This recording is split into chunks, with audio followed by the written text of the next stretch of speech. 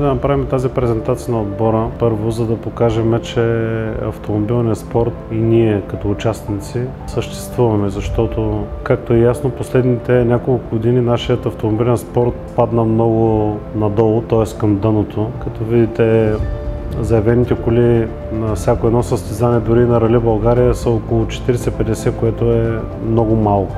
Направихме го да покажем на тези хора, които са подкрепили, че ние работиме прозрачно. Искаме да е ясно всеки един лев къде е изхарчен и да видят тези хора ние какво правиме. И това може би е един старт, за да може другите отбори също да правят такива презентации в началото на годината, защото хората, които помагат, остават доста доволни от това, което ние направихме.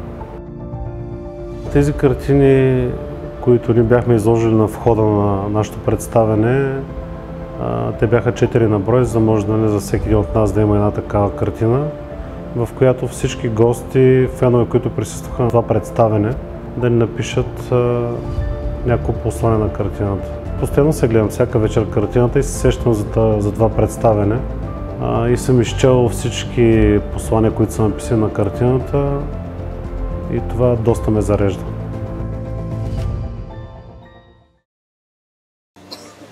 Връщам се малко назад във времето. Поводът е хубав, но не всичко в този живот е радост, понякога има и тъга.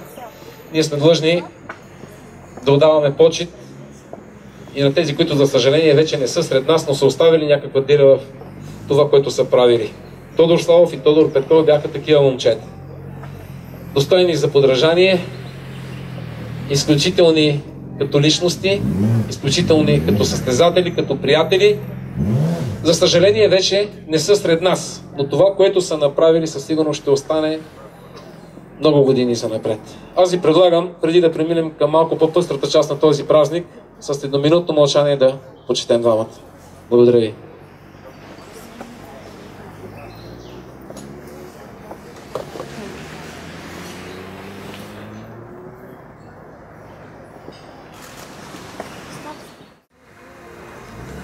Много се радвам, че присъствам тук на това събитие и ще бъда много по-радостен на края на сезона, ако нашите момчета побеждават и вървят напред. За преместването на Рали България тук, това е една много хубава инициатива. Няма да забравя никога, когато се караше около спортна зала затворения кръг.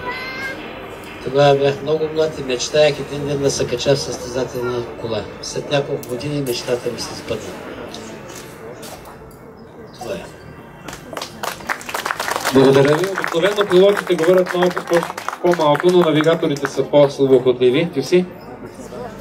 Всяка на радио сега Джипси. Джипси ме знаят всички. Искам само да им пожелая финали. Имат ли финали, ще имат и победи. И в той съм уверен. Повече няма. Няма какво да кажа. Успех, момчета! Господин Славов. С Арт Рейсинг сме се създавали преди много години. Те замразиха малко проекта и сега отново го възобновиха.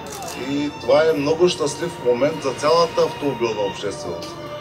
Аз искам да посоча един факт. Много автомобилни състезатели излизат от Варна. Може би най-голямата гилдия от автомобилни състезатели от град Варна. Вие сте достойни представители на тази гилдия. Имаме шампиони, имаме хора с шампионски коли, които ще управляват. Пожелавам ви само успех.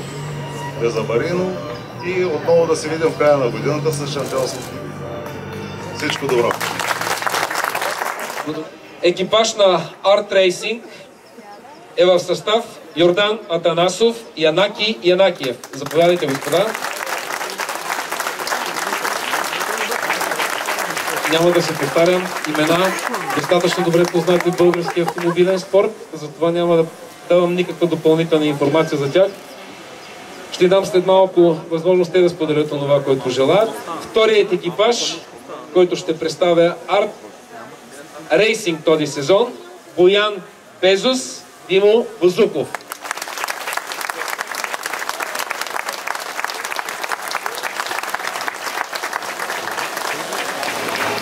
Уважаеми дами и господа, това е Mitsubishi Evo 9. Това е бившият, вече мога да кажа, автомобил на Пламен Стайков, който изглежда прекрасно. Това, което ми каза Данчо Атанасов преди малко, 306 конски сили, напълно достатъчно като мощност автомобил за група RC2. Колата е преминала пълна ревизия и е готова за старт в Рали България. Директно поглед към другият автомобил, който като мощност и като параметри леко отстъпва на това чудовище зад мен, но по никакъв начин на база подготовка не мога да кажа, че отстъпва. Ревизията е страхотна, автомобилът изглежда добре подготвен, е наистина за една сериозна битка. Боян Безос и Димо Бузуков са хората, които ще стоят на първите две места в тази машина и ще гонят призово класиране, и двата екипажа категорично заявяват, че тази година голямата им цел е подиум.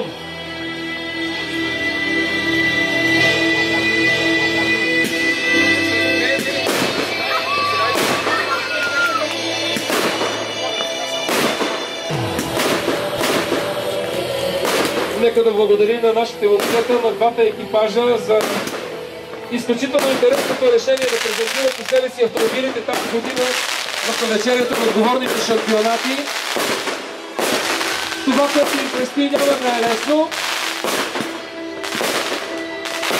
но мисля, че са достатъчно добре мотивирани. Желанието им е изключително добро представяне.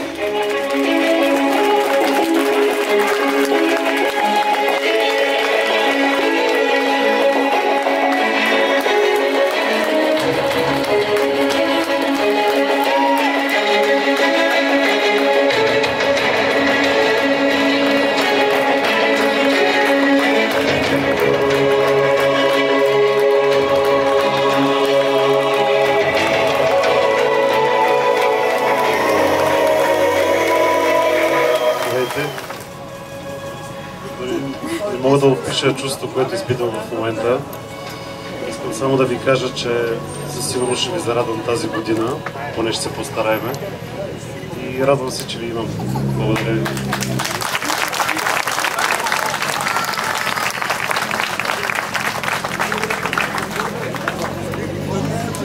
Здравейте от мен.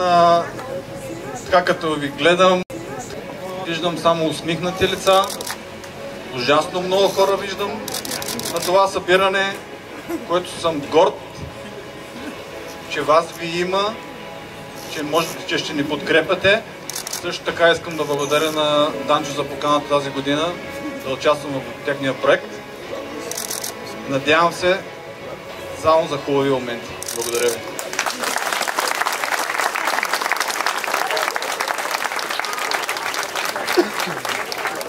Аз съм малко развълнуван.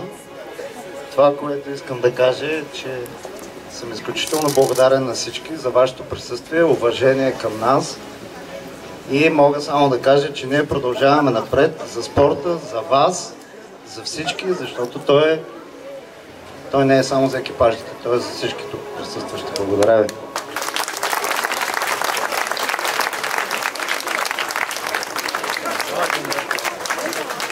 Здравейте от мен. Казвам, че много се радвам, че сте тук и ни подкрепяте. Виждам се на много хора, които са щастливи и радостни, усмихнати. Това много ме радва и да го правите. Благодаря ви.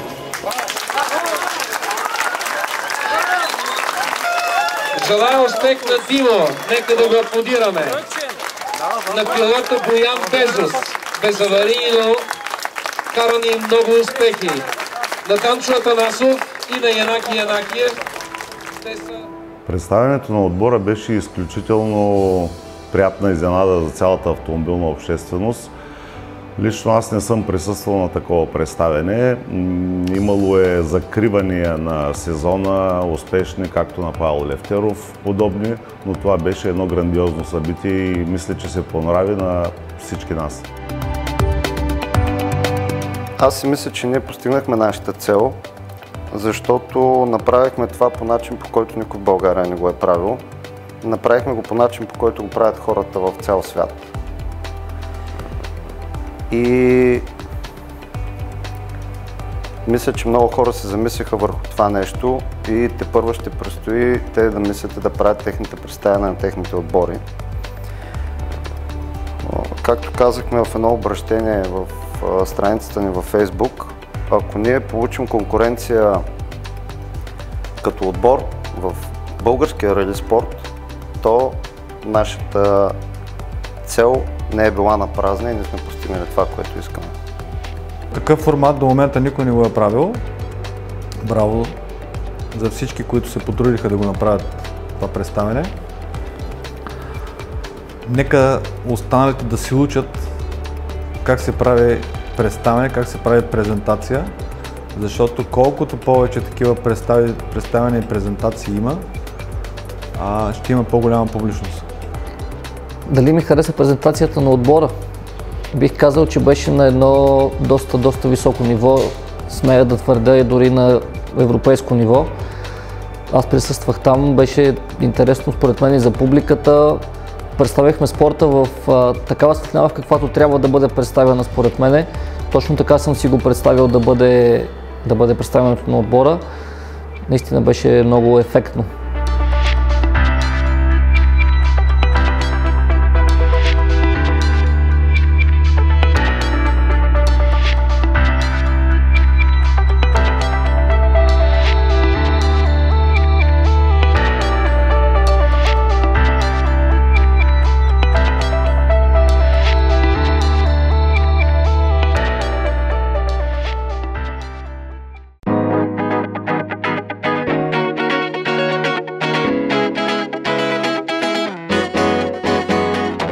Нашата идея беше да участваме 3 автомобила тази година от автомобилен спортен клуб Арт Racing, но след няколко събирания и всеки да коментира и да казва кой какво може да направи, кой докъде може да поеме организацията под дадено състезание и стигнахме до решение, че най-малкият в отбора Мартин Коев трябва да остане за Рали България да помага в организацията на много други неща около състезанието.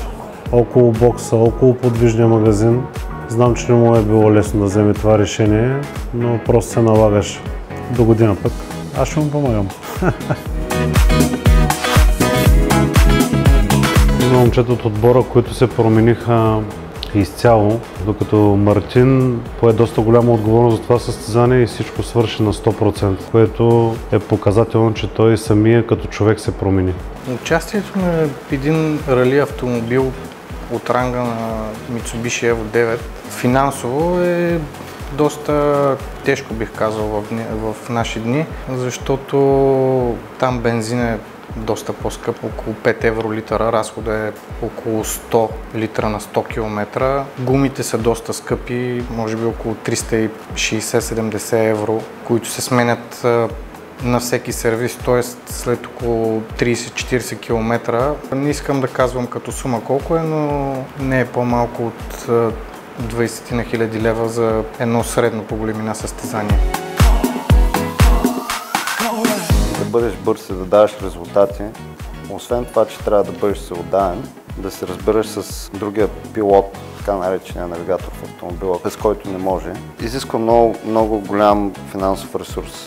Само една състезателна гума струва близо 260 евро без ДДС, а на едно рали заминават поне 6.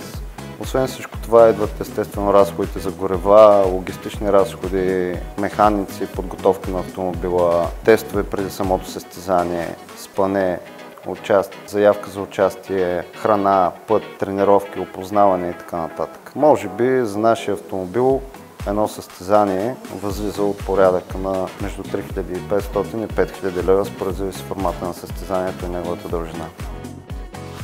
И не мога да дам някаква точна прогноза. Всички участници в нашия клас са конкурентни, с конкурентни автомобили, бързи са, подготвени са също доста добре, така че ще разберем на финала. Аз не мога да дам някакви прогнози, състезанието е доста дълго, доста ще бъде тежко и нека най-добре победи. ще се радваме да сме на стълбичката на края на състезанието.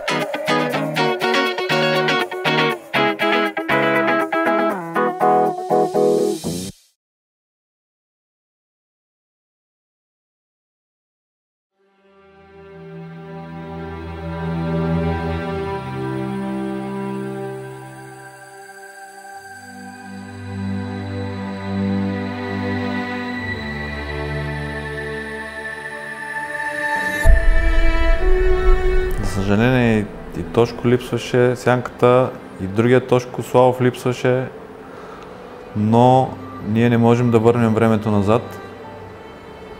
Единствено, което ни остава на нас, да ги запомним с добри спомени и да са на някакво място, което е още по-добро от тук, където сме ние, и някой ден може да се видим. В нашия отбор почина човек, който нас не сплотяваше, Тодор Санката. Санката. Той е човека, който наистина просто ни обединяваше. Когато нямаме караници, дръпаници за нещо, той просто обираше всичко. Помагаше ни адски много. Постоянно ни гонеше и ни казваше така: дайте ми един списък, какво трябва да има в бокса, какво трябва да се вземе, кога колите и къде трябва да бъдат, и ме изчезвайте от главата и не ме занимайте повече. Той знаеше как да направи абсолютно всичко и доста трудно се справяме без него. Тодор Петков, Сянката, той беше много голям човек за нас, той много ни помагаше, той се грижеше за бокса като цяло. Загубихме го по много нелеп начин, което мене много ме боли. Много ме боли. Много трудно продължихме след неговата загуба. Изключително трудно продължихме. И бяхме на прага да се откажем в интерес на истината, но мисля, че на него не би му харесало това, ако не си бяхме отказали. Той беше за да участваме в състезание. Той беше човек, който дори да имаше някакви недоразумения в отбора, той се опитваше да и прави всичко възможно да ни сплоти, да ни събира, да разговаряме. И може би това е една от причините, поради които продължихме да участваме по състезание.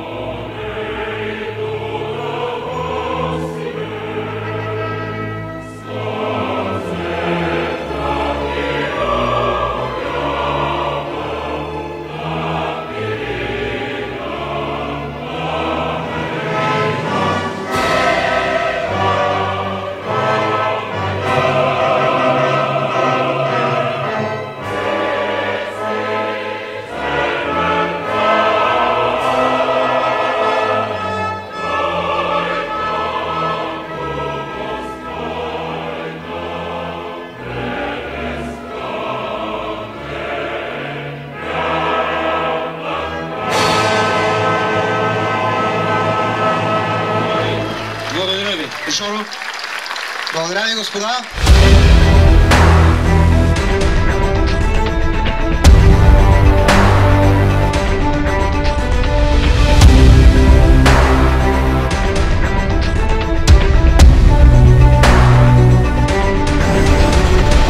Здравейте на всички.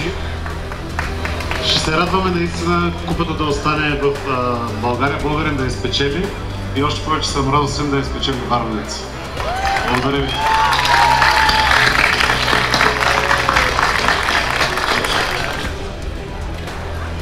Аз първо искам да кажа, че се радвам на многобройната публика, която е тук. Искам да ви пожелая много приятни емоции от разсетата, пазете се, наслаждавайте се. Ние ще дадем всичко от себе си, да върнем близо до колегите, които карат автомобили 4x4.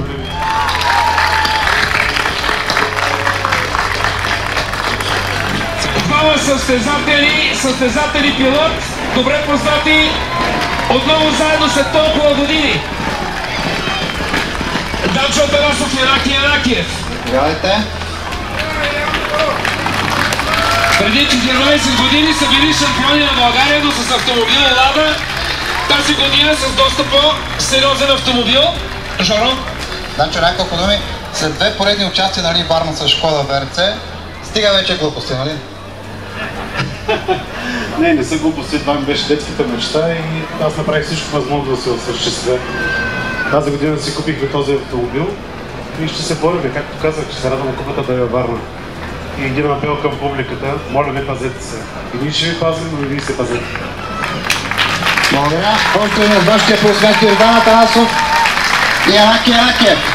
Уважаеми дами и господа, това е Mitsubishi Evo 9, който е минал пълна ревизия.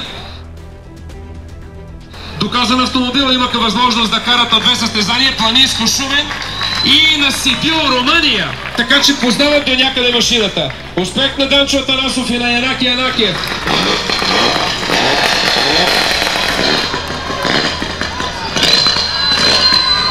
Да благодаря на Данчо Атанасов и на Янаки Янакиев.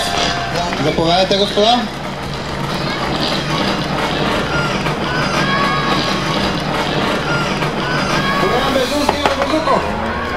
Моля вашите аплодисменти за Боян и Димо. Още една варненска формация със сериозна заявка също. След известно прекъсване Боби отново се завръща на трасето като пилот с нов навигатор, сравнително нов навигатор и добра машина. Боян Безос, Димо Бозуков. Доста силни коли да видим с един двигателен мост, които ще направят много интересно състезание помежду си.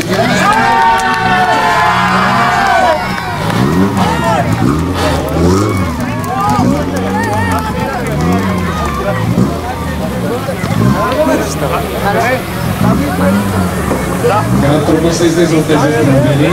Аплодисменти за дамата, господа. Станко Кърчев.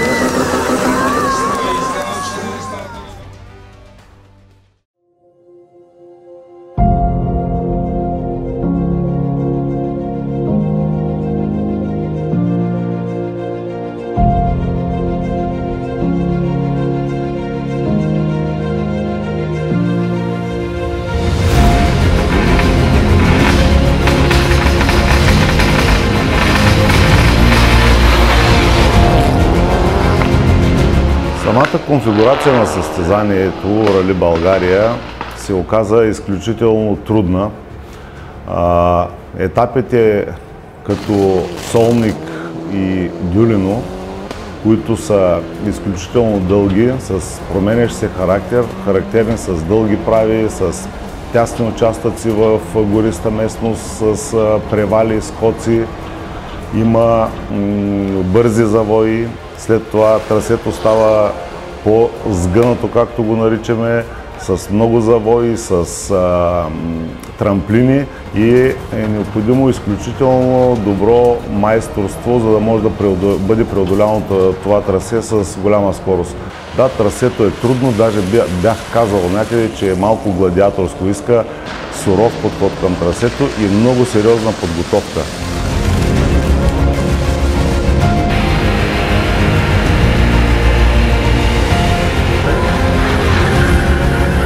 Етапите на Рали България са много интересни.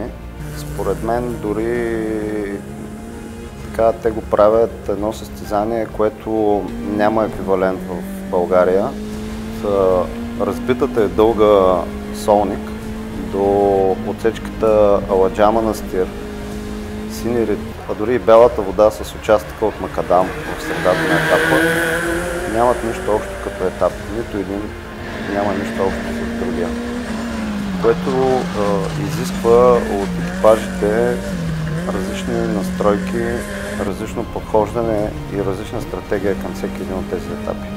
За мен това е едно състезание, което изисква страхотна стратегия, за да можеш да бъдеш в челото.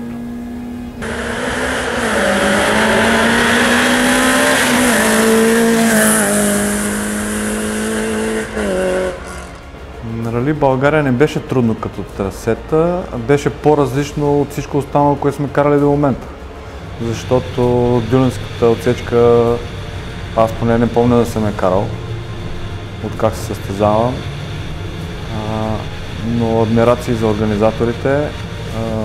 нека и другите организатори да включват все по-нови трасета, все по-нови етапи, за да има малко по-голямо разнообразие, защото толкова години караме едно и също нещо. И където се казва, повечето от пилоти го знаят наизуст вече.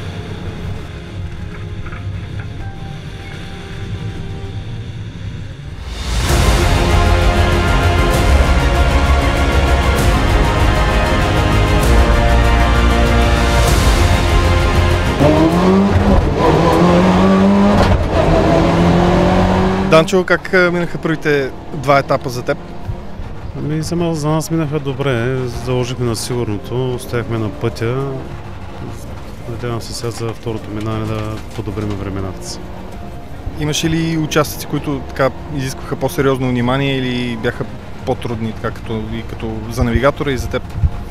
Ами да, тази отсечка Солник, която е първата, има много фракция и както казах, нали, заложих на сигурно, не знаех нали, колата дали ще имам грип, но чувствах просто сигурност. За съжаление, смисъл изостанахме, но това не устройва така ли, че нашата цел е да бъдем на подиума. Може би след обяд ще вали, това по някакъв начин ще промени ли тактиката? Ами, то ще вали за всички, няма да вали само за мене, така че ще стане по-интересно състезанието. Да, беше трудно, но по-скоро за мен беше, така се приемах по-като наше състезание, в което ние трябва да дадем всичко от себе си и да участваме и да спечелим.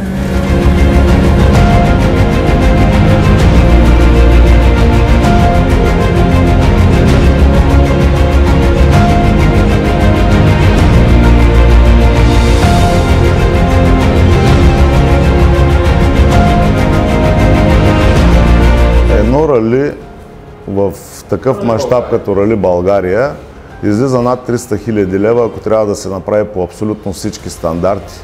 И със съответната рекламна стратегия, маркетингова и така нататък. За жалост, такива пари на този етап са непосилни за нас като организатори да ги съберем.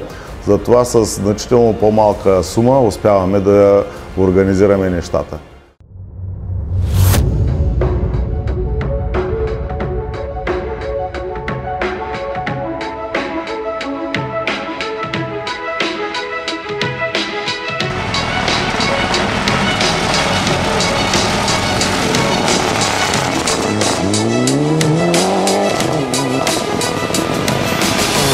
Спецификацията на нашата кола, която участваме, Mitsubishi Evo 9, тя е от групата RC2.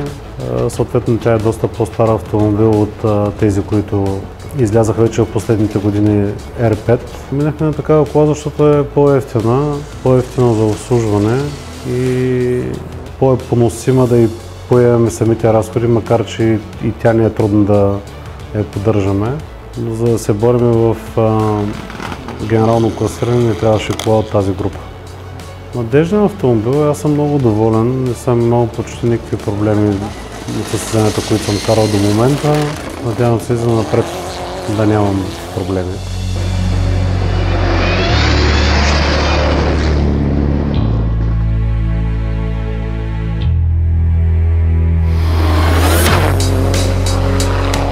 Нашия автомобил е вече към края на състезателната си кариера. Той е стар модел автомобил. Кубатурата на двигателя е 2000 кубика, двигателят е атмосферен.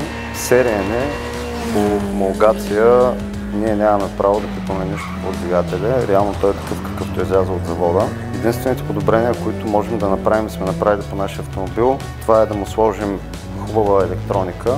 Имаме право на първозъба кутия състезателна, която също имаме в нашия автомобил, и окачване. Мисля, че автомобила за годините си е бил от най-добрите автомобили в старата група N. Проблема в момента е, че той вече устарява спрямо конкурентите си и новите автомобили, които излизат в нашия клас в момента RC4. Аз лично съм доволен от автомобила и мисля, че той може още доста. Далеч съм от мисълта, че го управлявам по правилния начин и да взема максимума от него. Но все пак това съм си аз. И макар и да давам всичко от себе си като пилот, да управлявам по-бързо автомобила, аз го правя по начина, по който всъщност моите възможности стигат.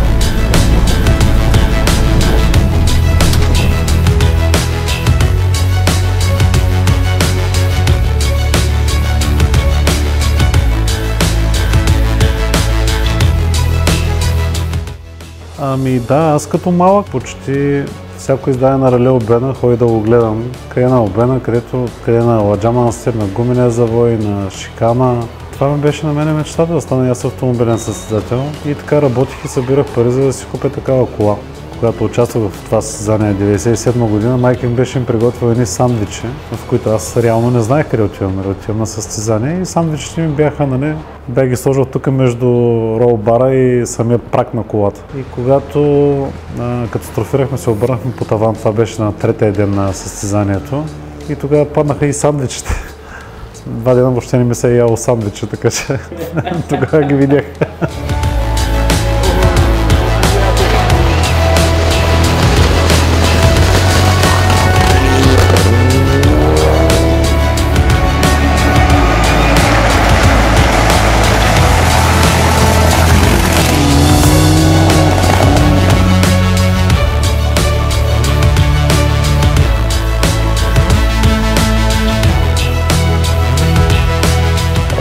В момента полага усилени грижи да върне автомобила в състезанието.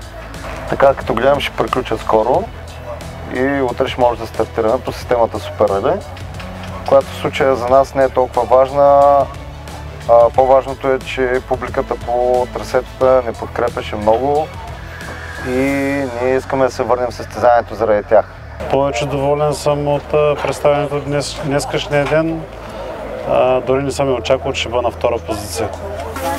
От резултатите личи, че не сме се раздавали на 100%, така че утре ще продължим в същия дух, естествено, и ще се постараем малко да притесниме и чужденеца. Yes, sure. The car number 4 is what we see until now. He take it last 2 stages. I think what we know, his home Varna, and we are happy to his compete in his rally. Should be he and support some team with him to be make it his bigger team, his team, and he's going more international.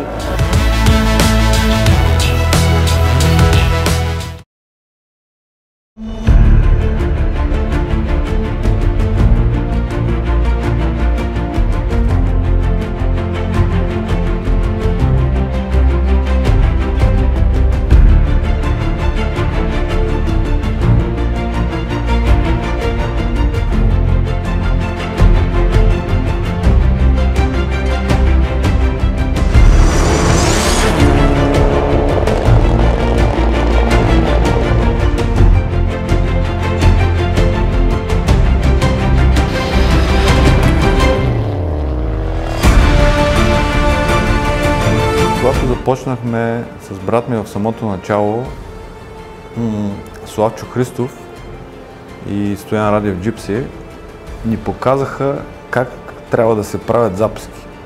Но само ни показаха и това беше. И в годините с времето аз се учих да правя някои детайли и някои неща и мисля, че в момента много малко хора могат да си позволят да не слагат белези на някои от завоите, на някои трудни състезания, за да знаят къде се намират. Аз не слагам белези. По този начин се разбира дали си на правилното място, на правилния завой или не си на правилния завой. Като това се разбира дали навигатор е добър или не е добър.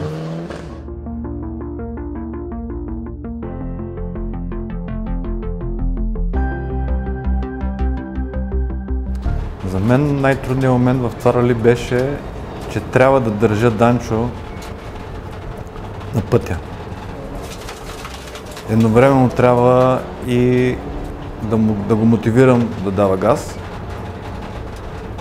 но по-скоро пилота трябва да знае къде му е мястото и навигатора до него трябва да определя темпото, както да го завишава, така и да го намаля. На места ми беше трудно, защото Данчо искаше да е още по-бърз, но аз го спирах, защото състезанието е дълго. Ние искаме да печелиме войната, а не само една или две битки.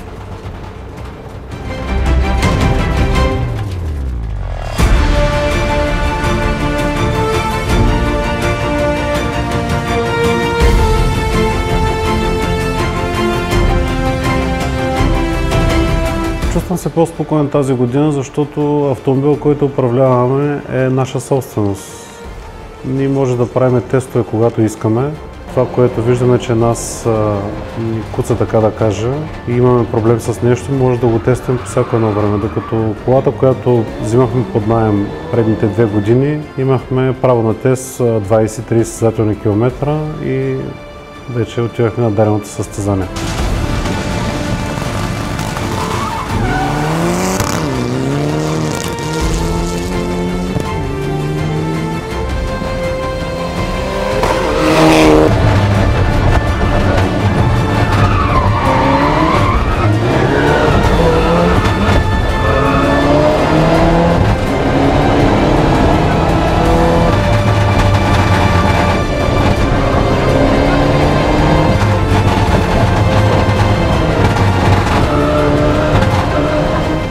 Първото минаване, когато той заобикаляше гумите, мина на милиметри от бордюра и си казах, нали, всичко е наред, но второто минаване още с влизането в шикана, така да го нарека, и опъването на ръчната, усетих, че нещата няма да са както първото минаване, така и стана доста с сериозна скорост удари бордюра.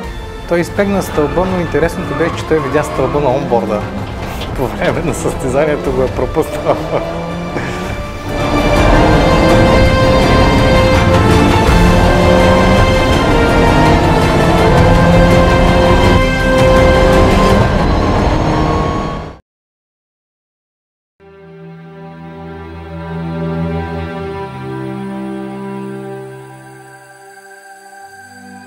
Много от колеги, журналисти и така нататък ми звънят и ме питат дали съм се отказал, дали ще спирам вече да се състезавам. Не, категорично заявявам, че няма да спирам.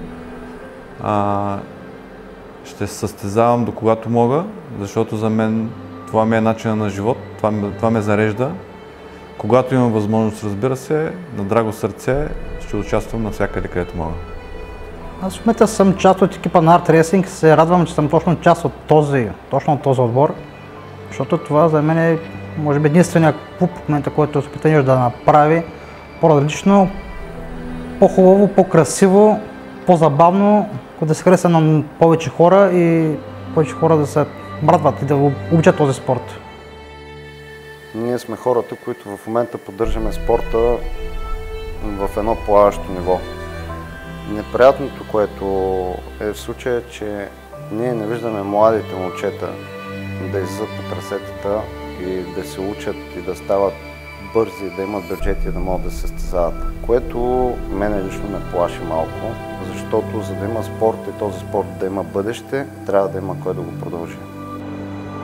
Дали смятам да се състезавам следващата година, това е въпрос, на който аз не мога да отговоря, но най-вероятно не. Ще изкараме тази година до край, след това ще направим разбор какво е било, какво се е случило, но почти съм категоричен, че няма да продължим.